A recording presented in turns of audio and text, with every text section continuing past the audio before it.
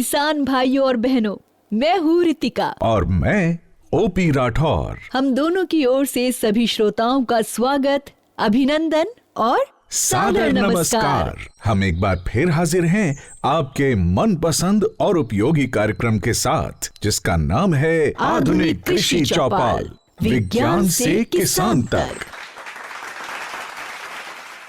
ये विशेष कार्यक्रम हम आपकी नजर कर रहे हैं भारत सरकार के कृषि एवं किसान कल्याण मंत्रालय के सौजन्य से। किसान भाइयों और बहनों, इस कार्यक्रम में हम आप तक पहुंचाते हैं नई वैज्ञानिक जानकारियां और ऐसे उपाय जिन्हें अपनाकर आप अपने और अपने परिवार की आमदनी बढ़ा सकते हैं और एक समृद्ध तथा खुशहाल जीवन की ओर कदम बढ़ा सकते हैं। ऐसी उपयोगी जानकारियों और काम की बातों का खजाना लेकर हमारे साथ जुड़ रहे हैं अनुभवी कृषि वैज्ञानिक, और इनसे अपनी जिज्ञासाओं, अपने सवालों का समाधान जानने के लिए हमारे साथ प्रगतिशील किसान भी हैं। श्रोताओं, आज की आधुनिक कृषि चौपाल में हम मुख्य रूप से बात करेंगे मखाना की। मखाना यानी बिहार की एक ऐसी प्रमुख फसल जिसमें किसानों की आमदनी बढ़ाने की भरपूर संभावनाएं मौजूद हैं। श्रोताओं, जैसा कि आप सभी जानते हैं कि मखाना एक जलीय फसल है। इसे तालाबों, पोखरों आदि में उगाया जाता है। इसके कटीले बीजों की प्रोसेसिंग यानी प्रसंस्करण से तैयार होता है मखाना यानी लावा, जिसे हम सब बड़े चाव से खाते हैं। पोषण में भरपूर होने के कारण इसे आजकल सुपर फूड भी कहा जाता है। इसलिए घरेलू और वैश्विक बाजारों में मखाना की मांग लगातार बढ़ती जा रही है। इस अवसर का आर्थिक लाभ किसानों तक पहुंचाने के लिए भारत सरकार ने बिहार में मखाना बोर्ड गठित करने का फैसला लिया है। इसके जरिए मखाना का उत्पादन, प्रोसेसिंग और इसके उत्पादों के निर्माण को बढ़ावा दिया जाएगा।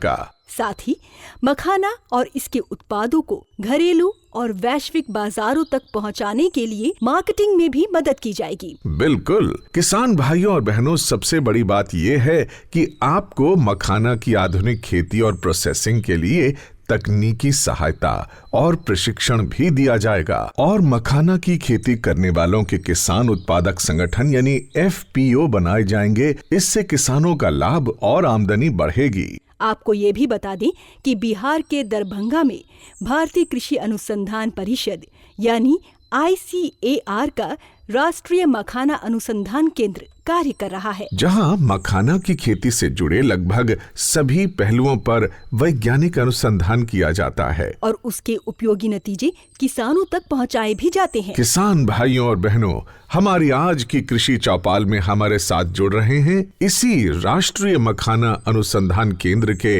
अनेक वैज्ञानिक, जो हमें मखाना की खेती से जुड़े अनेक तकनीकी पहलुओं पर उपयोगी जानकारी देंगे। तो सबसे पहले बात करते हैं इसी केंद्र के वरिष्ठ वैज्ञानिक डॉक्टर मनोज कुमार से। डॉक्टर साहब, बिहार में ऐसा क्या खास है जिससे यहाँ मखाना की खेती खूब फलती फूलती है? मखाने का जितना भी उत्पादन होता है हमारे यहाँ, उसका करीब 85% उत्पादन बिहार में ही होता है और खासकर मिथिला के क्षेत्र में होता है। यहाँ की एक कहावत बहुत ही प्रचलित है कि पग पग पोखर माछ मखान, ये है मिथिला की पहचान। तो मखाना हमारे मिथिला की पहचान रही है और आज बड़े हर्ष का ये विषय है कि मिथिला के मखाना ने मिथिला क्षेत्र को पुनः विश्व के मानचित्र पर स्थापित कर दिया है। निश्चित तौर पर हमारी मिट्टी, यहाँ का जलवायु, इसमें वो सारे गुण हैं, उतनी अनुकूलता है जिसने मखाना की खेती को प्रोत्साहित किया है। हमारे यहाँ तालाबों की संख्या काफी ज्यादा है। परंपरागत तौर पर मखाने की खेती तालाबों में होती आ रही है। इसके अलावा आप देखें तो पानी की जो आनुपातिक उपलब्धता अन्य प्रांतों की तुलना में हमारे उत्तर बिहार के क्षेत्र में और मिथिला क्षेत्र में ज्यादा है। और इन सब चीजों के अलावा जो सबसे महत्वपूर्ण चीज है जो यहाँ सहायक है मखाना की खेती के लिए, वो है मिथिला के किसानों के पास, यहाँ के श्रमिकों के पास मखाना के उत्पादन और प्रसंस्करण के लिए जरूरी जो कौशल है, ये उनके पास है। डॉक्टर साहब, हमारे साथ एक किसान भाई हैं राम प्रसाद जी। इनका एक सवाल है आपसे। मखाना उत्पादन बढ़ोतरी में क्या नई तकनीकी बदलाव किए गए हैं जिससे हम लोगों को ज्यादा से ज्यादा मुनाफा हो सके?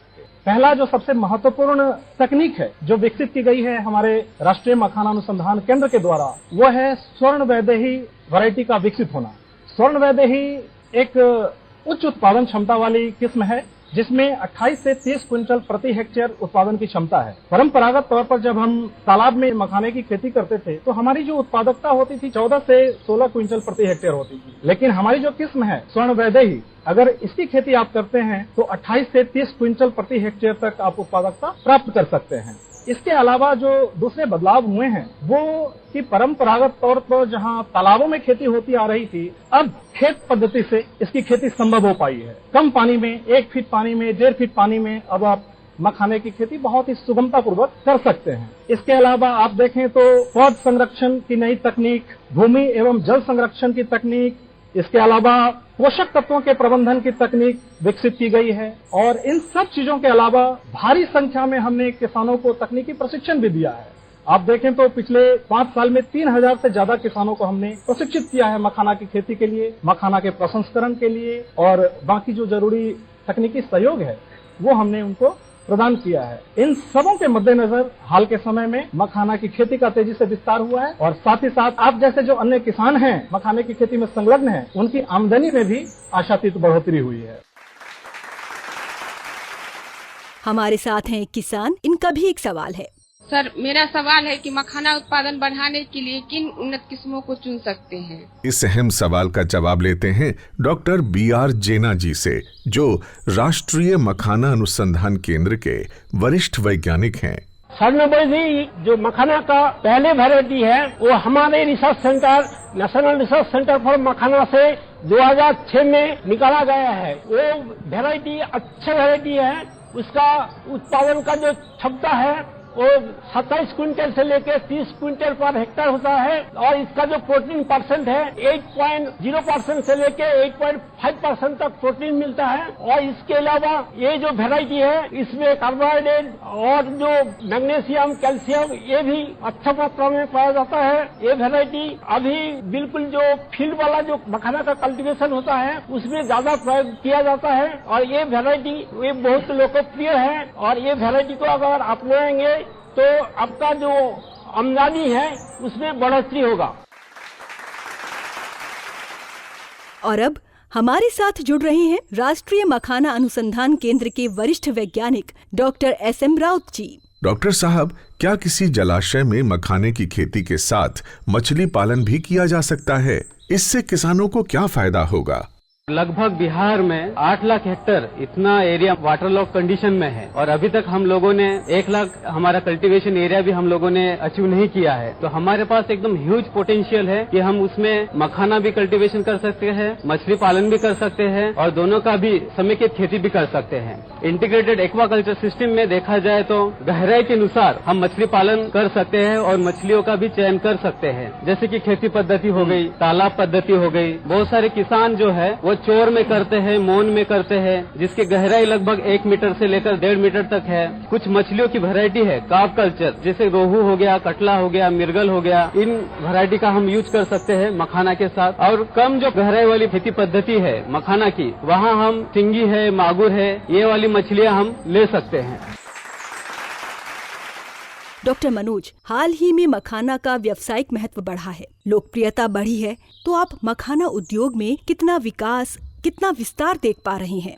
मखाने में पाई जाने वाली पौष्टिकता, इसमें पाए जाने वाले औषधीय गुण, इन सबों के प्रति पूरी दुनिया में जैसे जैसे जागरूकता बढ़ रही है वैसे वैसे मखाना की मांग बहुत तेजी से वैश्विक स्तर पर बढ़ी है और साथ ही मखाने की कीमत भी बढ़ी है। तो मखाने की बढ़ती मांग वैश्विक स्तर पर और इसकी बढ़ती कीमत, इसने हमारे किसानों के लिए एक बहुत ही सुनहरा मौका प्रदान किया है। अभी आप देखें तो पिछले 5 साल में मखाने की खेती का विस्तार 15,000 हेक्टेयर या 13,000 हेक्टेयर में जहां मखाने की खेती होती थी, आज 35,000 हेक्टेयर से ज्यादा में मखाने की खेती हो रही है। किसानों की आमदनी आज से 5 साल पहले तक जहां मखाना की खेती से प्रति हेक्टेयर हम 45,000 या 50,000 की बात करते थे, आज मखाने की औसत खेती से भी किसानों की आमदनी 4 लाख से 5 लाख रुपए प्रति हेक्टेयर तक बहुत सुगमता से किसान प्राप्त कर पाते हैं। इसके अलावा आप देखें तो बहुत सारे नए किसान हैं, शिक्षित युवा हैं, जो मखाने की खेती की तरफ आकर्षित हो रहे हैं मखाने में आमदनी की संभावनाओं को देखते हुए। किसान भाइयों और बहनों, अब हम मखाना की खेती से थोड़ा आगे बढ़कर चलते हैं इसके मशीनीकरण और प्रोसेसिंग की ओर। हाँ, और मखाना की खेती में मशीनों के इस्तेमाल की जानकारी दे रही हैं राष्ट्रीय मखाना अनुसंधान केंद्र के निदेशक डॉक्टर नचिकेत कोतवाली वाले। पिछले 5 वर्षों में मखाना का उत्पादन का जो क्षेत्र है वो 3 गुना के आसपास बढ़ गया। ये क्यों बढ़ा? क्योंकि मशीनें थी और ये मशीनों के द्वारा जो है श्रम कम होता है, काम बड़ी तेजी से होता है, काम बड़ी अच्छाई से होता है और इसके साथ में जोखिमें होती है किसी काम को करने में, वो सारी जोखिमें कम हो जाती। अब जैसे मखाना से संबंधित यदि हम बात करें तो जो खेत है, खेत को तैयार करना, या तालाब है, तालाब में से गाद निकालना, या फिर मेड़ बनाना, इस तरह के बहुत सारे ऐसे कार्य है जिसमें बहुत ज्यादा लेबर की आवश्यकता होती है। लेकिन ये लेबर अब धीरे धीरे कम होते जा रहा है। अभी स्थिति ये है कि आने वाले कुछ समय में हमारे पास में उत्पादन करने वाले कम रहेंगे और खाने वाले ज्यादा रहेंगे।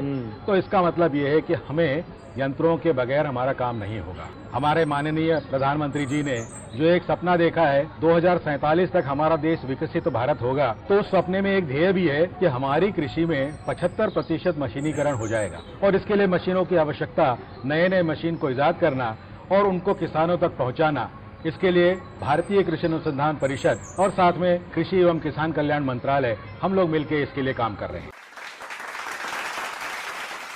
डॉक्टर नचिकेत जी, हमारे किसान भाई महेश मिश्रा जी आपसे कुछ सवाल पूछना चाहते हैं। मखाना निकालने के बाद लावा बनाने के लिए कौन कौन सी विभिन्न प्रक्रिया की जाती है, और दूसरा क्वेश्चन है कि मशीन को उपयोग करके मखाना लावा बनाने से क्या फायदा होते हैं? मखाना अनुसंधान संस्थान 2023 से पुनर्जागृत हुआ है, तो हमारा इसमें मुख्य कार्य यही है कि हम मखाना की प्रोसेसिंग से संबंधित यंत्रों को लेके आए। जैसा आपको पता होगा, जो परंपरागत खेती होती है उस खेती में और जो प्रोसेसिंग होती है उस प्रोसेसिंग में बहुत ज्यादा श्रम लगता है। अलग अलग कड़ाही और साथ में बहुत सारे औजारों का उपयोग करके धूल और धुएं में बैठकर किसान ये काम करते हैं और जिसमें मखाना की जो गुणवत्ता है वो भी शायद निश्चित नहीं हो पाती है। तो जब आप मशीनों का उपयोग करते हैं तो मशीनों का उपयोग कहाँ कहाँ कर सकते हैं?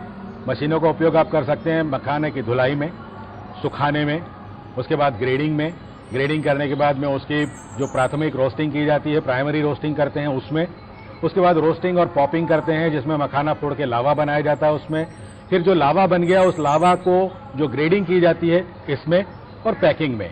तो ये सारे कार्यों के लिए हमारे पास में मशीनें उपलब्ध हैं और 2023 से जब से ये राष्ट्रीय मखाना अनुसंधान संस्थान फिर से कार्यशील हुआ है तो तब से हम लोगों ने यहाँ पर एक पूरा प्रोटोटाइप प्लांट है जिसमें ये सारे यंत्र लगे हुए हैं।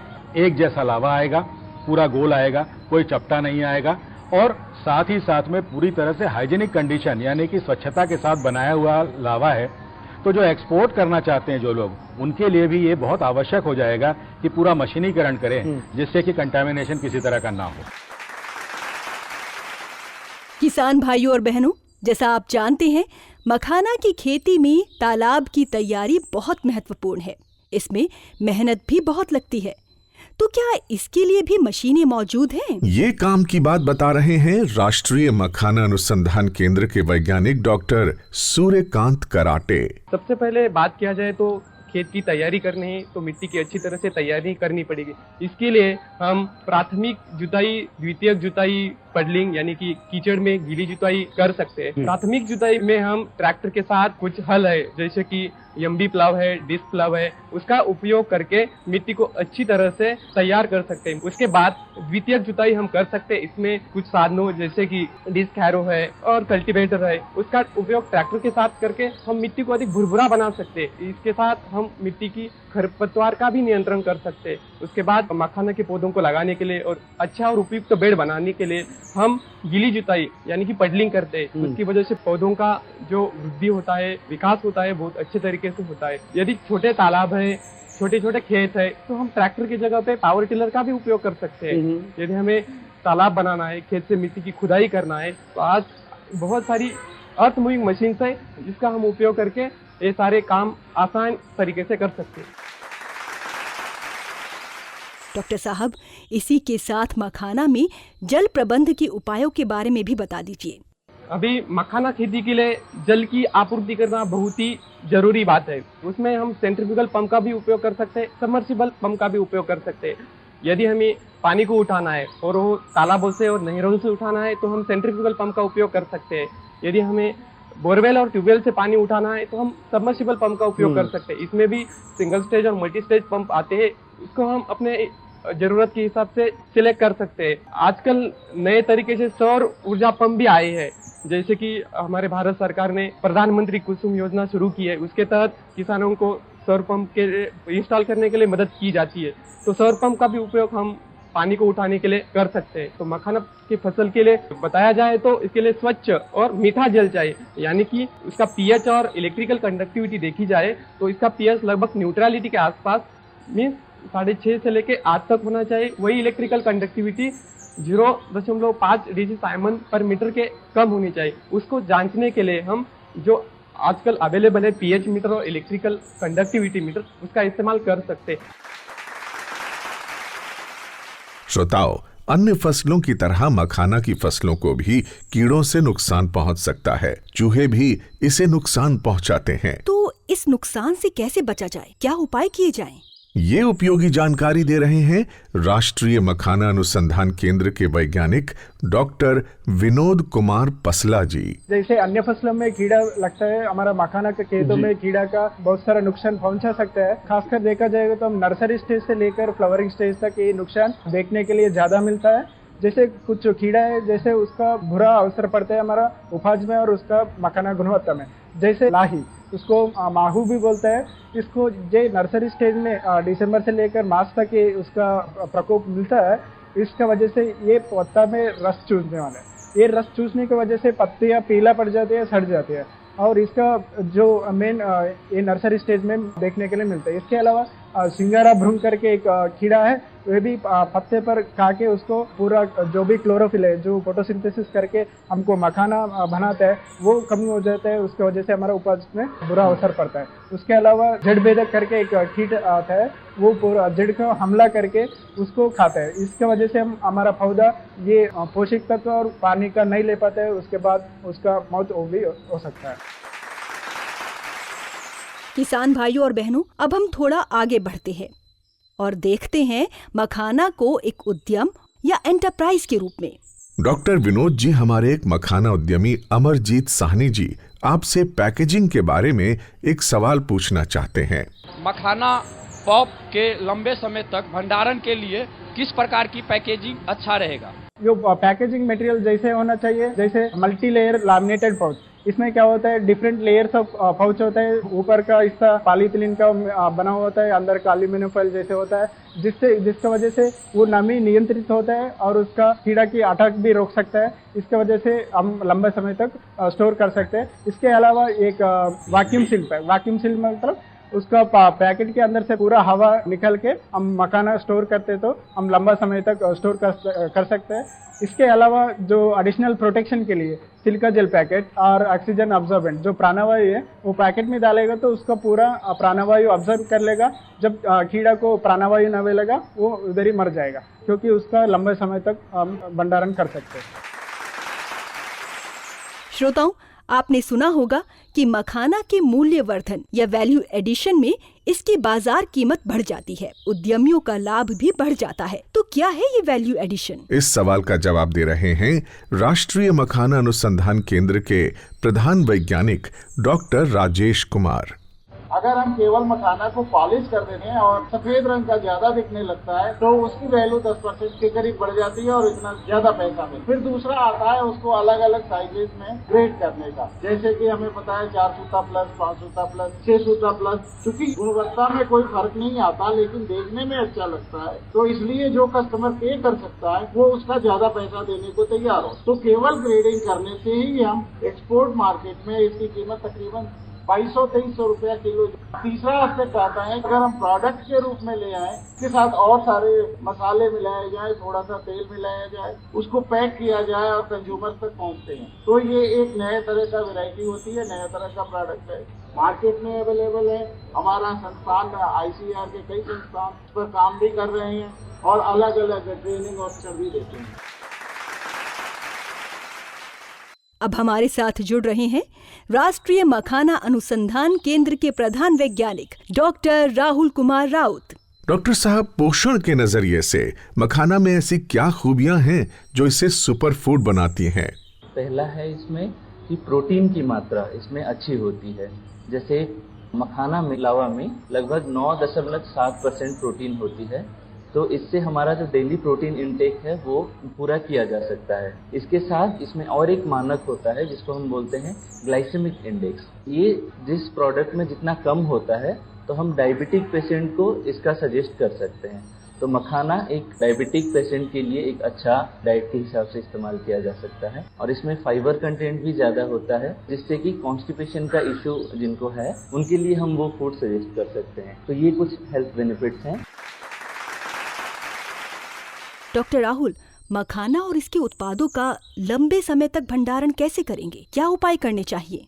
मखाना कोई भी खाद्य उत्पाद जब होता है तो हमें ये ध्यान रखनी चाहिए कि उसकी गुणवत्ता और उसका जो शेल्फ लाइफ होता है, मतलब उसका क्वालिटी ज्यादा दिन तक बनी रहे, उसके लिए उसका सही से स्टोरेज होना जरूरी है। तो जहाँ पे हम उसको स्टोर कर रहे हैं तो वो जगह एक तो साफ सुथरी होनी चाहिए, वहाँ पे जैसे चूहा या कोई भी ऐसे कीड़े वगैरह का कॉन्टेमिनेशन ना हो। उसके साथ वो एक शुष्क जगह होनी चाहिए, क्योंकि नमी के वजह से भी खाद्य उत्पाद डैमेज होते हैं। तो जैसे मखाना की बात है, जो लावा होता है उसमें काफी मॉइस्चर कम रहता है, तो हमें ये भी इंश्योर करना चाहिए कि स्टोरेज के समय वो बाहर के नमी ना सोख ले, जिसकी वजह से वो क्रिस्पी नहीं रहता, नरम हो जाता है। तो उसके लिए अच्छे पैकेजिंग का इस्तेमाल कर सकते हैं, एयर टाइट पैकेज इस्तेमाल कर सकते हैं, उसको वैक्यूम पैकिंग भी कर सकते हैं जिसके उसका शेल्फ लाइफ भी बना रहे और उसकी ताजगी मेंटेन रहे। उसके साथ जो वैल्यू एडेड प्रोडक्ट्स बनते हैं तो उसका एक्सपायरी डेट के अंदर ही हमें उसको इस्तेमाल करना चाहिए।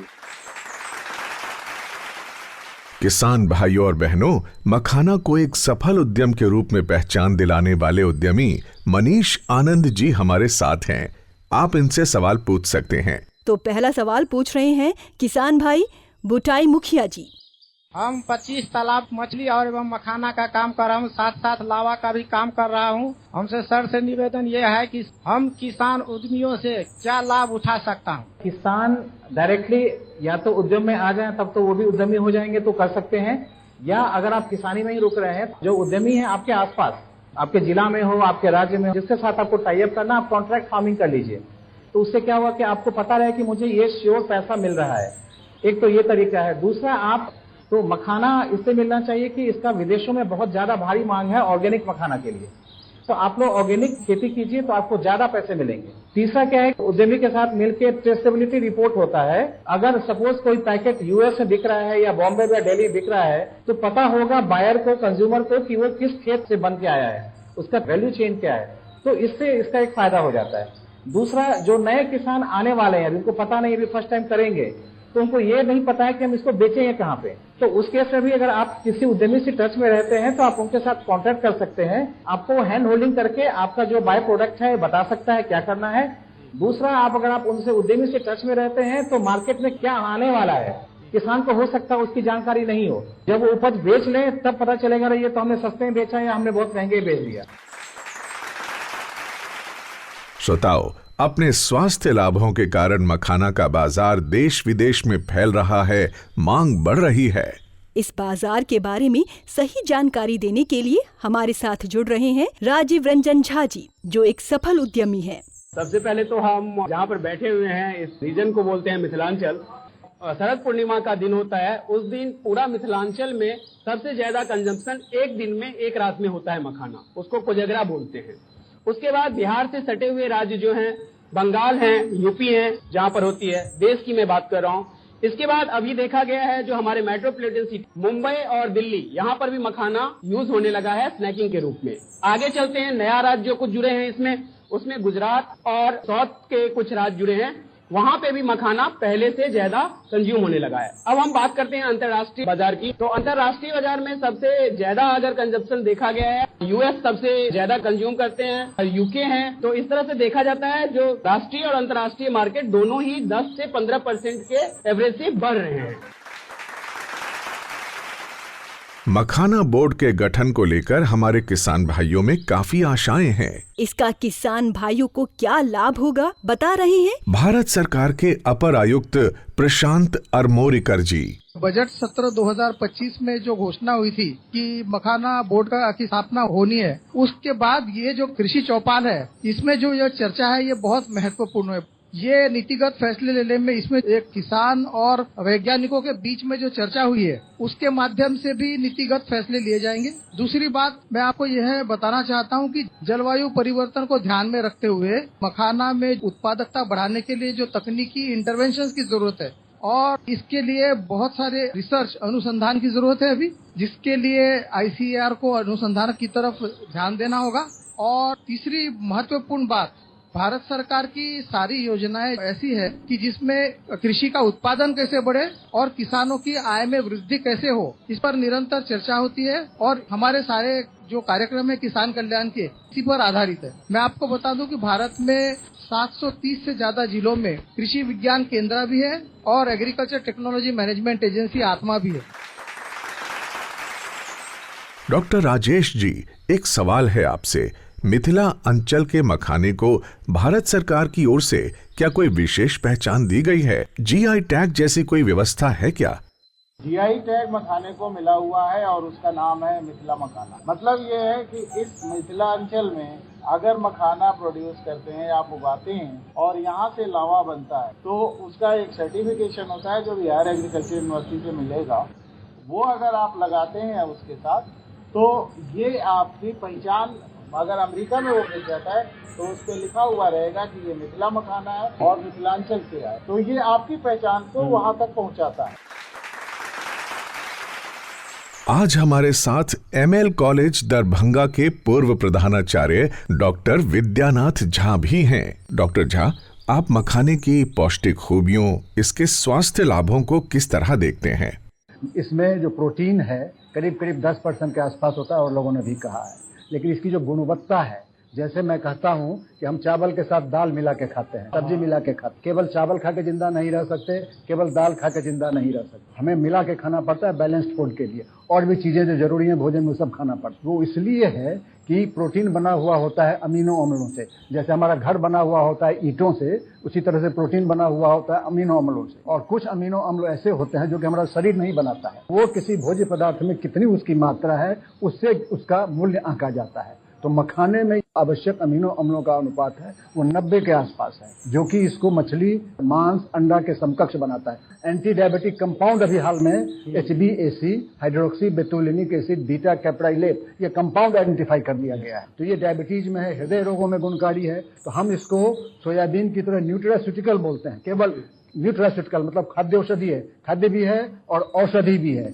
यहाँ तक कि इसका जो खपड़ुइया है, सीड कोट, उसमें बहुत सारे एसेंशियल फैटी एसिड्स मिले हैं। जैसे अमीनो एसिड्स हमारे लिए आवश्यक है, हमारे लिए फैटी एसिड भी आवश्यक है। और जो फैटी एसिड हमारा शरीर नहीं बनाता है वो इसके सीड कोट में है।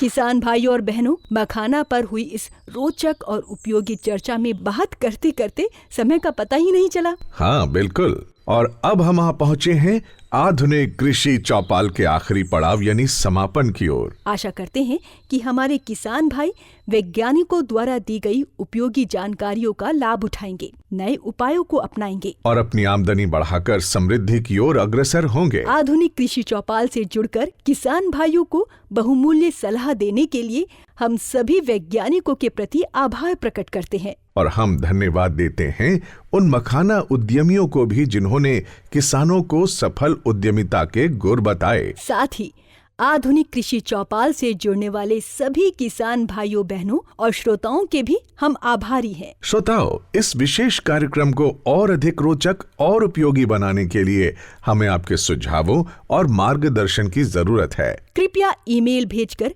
अपने सुझाव भेजें और ये भी बताएं कि आज का कार्यक्रम आपको कैसा लगा। हमारा ईमेल पता नोट करें, kkbongold@gmail.com। ईमेल पता एक बार फिर सुन लें, kkbongold@gmail.com। श्रोताओं, हमें आपके ईमेल्स की प्रतीक्षा रहेगी। श्रोताओं, हम जल्द ही एक बार फिर आपसे रूबरू होंगे आधुनिक कृषि चौपाल की एक नई कड़ी के साथ, उपयोगी जानकारियों के नए गुलदस्ते के साथ। तब तक के लिए हमें और हमारी टीम को दीजिए विदा। नमस्कार।